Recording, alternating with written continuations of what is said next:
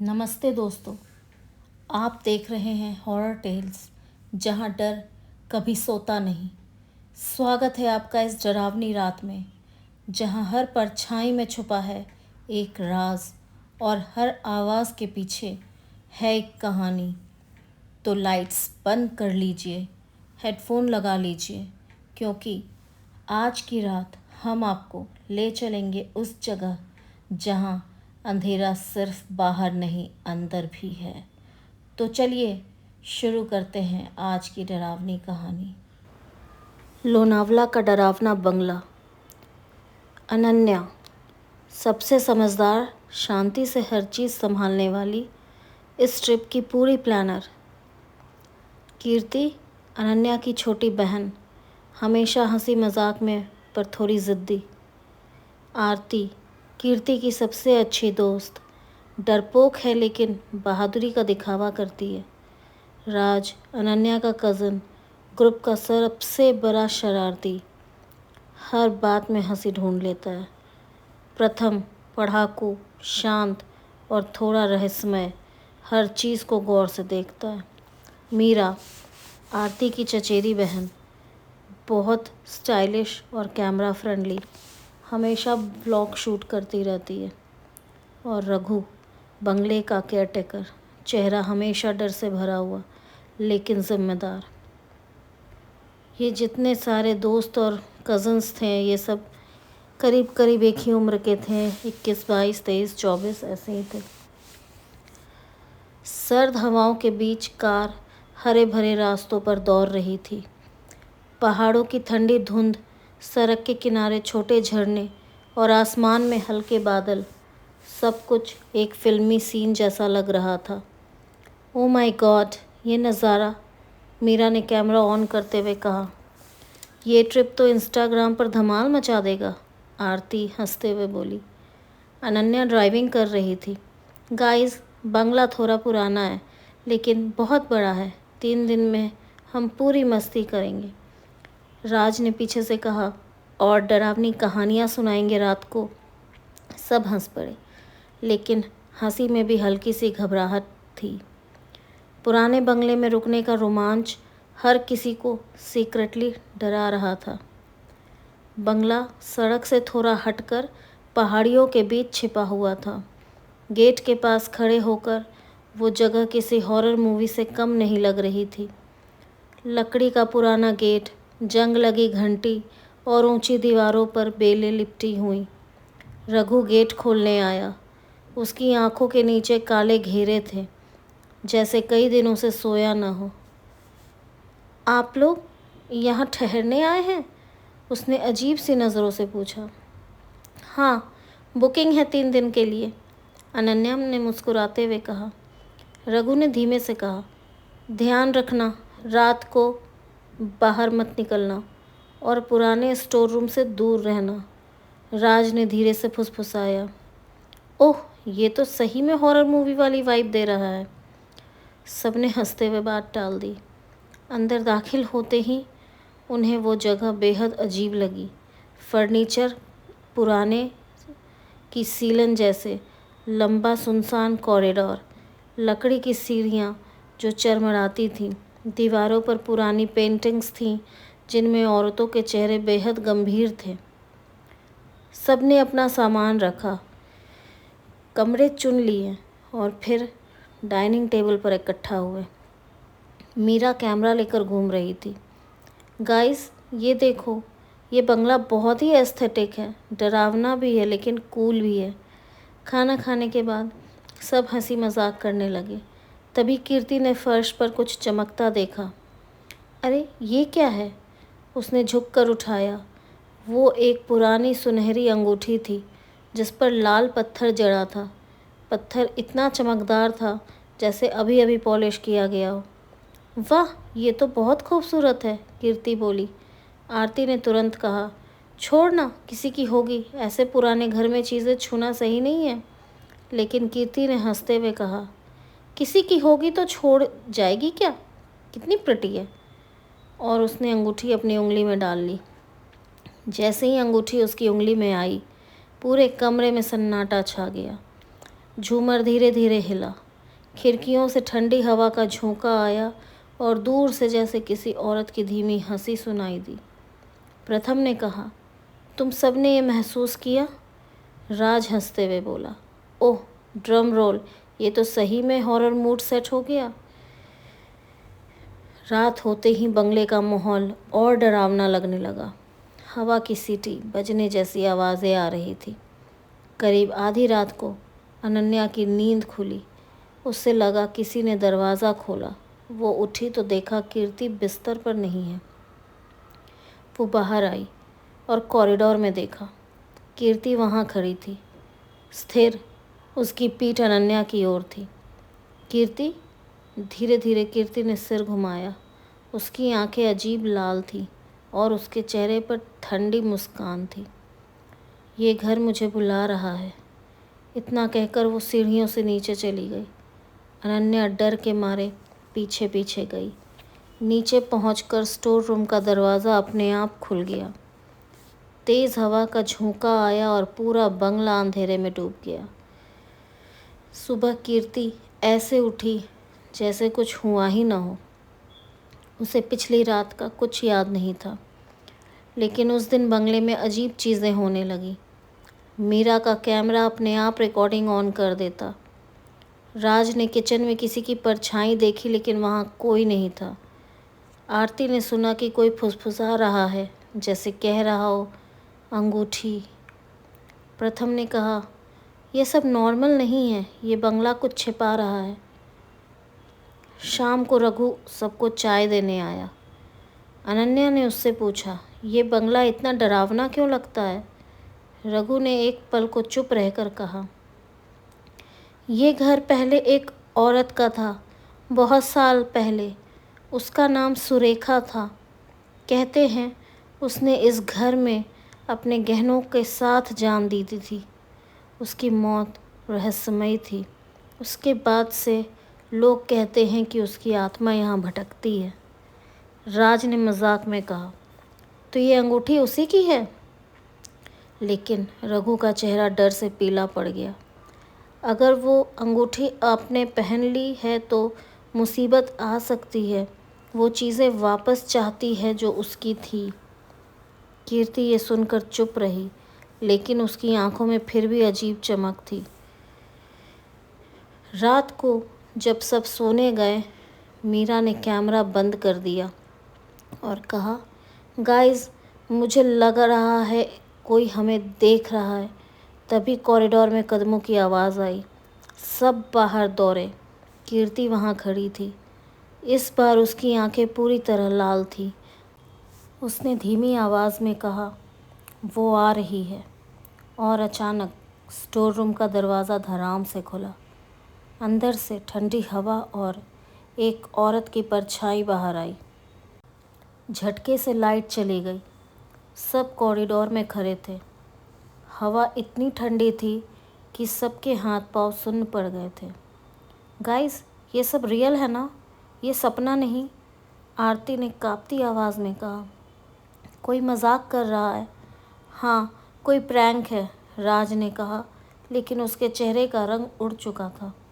तभी store room का दरवाज़ा धीरे धीरे अपने आप बंद हो गया। अंदर से किसी औरत के गाने की हल्की आवाज़ आने लगी। ये तो लोरी है, प्रथम ने धीरे से कहा। मीरा ने कांपते हाथों से कैमरा ऑन किया। स्क्रीन पर सिर्फ धुंधला सा चेहरा दिख रहा था, किसी औरत का, जो कैमरे की तरफ झुक रही थी। मीरा के हाथ से कैमरा गिर गया। सुबह सब बहुत डरे हुए थे। कीर्ति तब तक चुपचाप खिड़की के पास बैठी रही। उसकी आंखें अजीब खाली लग रही थीं। कीर्ति, तू ठीक है? अनन्या ने पूछा। हाँ, कीर्ति ने धीरे से कहा, लेकिन उसकी आवाज़ किसी और जैसी थी, गहरी और भारी। राज ने कहा, देखो, ये नॉर्मल नहीं है, हमें यहाँ से निकल जाना चाहिए। लेकिन जब उन्होंने गेट खोलने की कोशिश की तो गेट अटका हुआ था। बाहर से कोई इनविजिबल ताकत जैसे उसे रोक रही हो।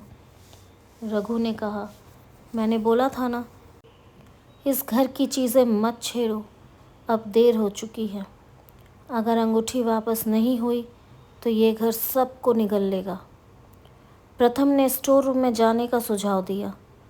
शायद वहाँ हमें कुछ मिलेगा जिससे समझ में आए कि ये सब क्या हो रहा है और क्यों हो रहा है। सब डरते डरते स्टोर रूम में गए। वहाँ पुरानी लकड़ी का अलमारी था।